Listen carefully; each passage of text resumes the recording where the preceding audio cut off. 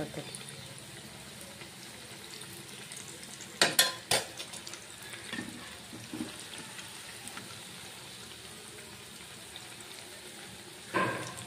ఇలా సపరేట్గా యాడ్ చేసేసుకోండి.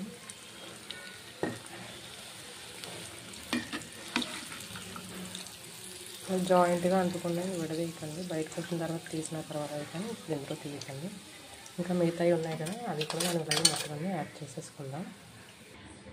చూసారు కదా, బూరెలు, నేతి బూరెలు రెడీ అయిపోయాయి. చూడండి, నేను ఒకటి ఓపెన్ చేసి కూడా చూపిస్తాను. చూసారు కదా ఎంత బాగున్నాయో. చూడండి, చాలా టేస్టీగా ఉంటాయి. మీరు కూడా ఒకసారి ట్రై చేసి చూడండి. మీకు ఈ వీడియో నచ్చినట్టయితే లైక్ చేయండి, షేర్ చేయండి, సబ్స్క్రైబ్ చేయడం మాత్రం మర్చిపోకండి.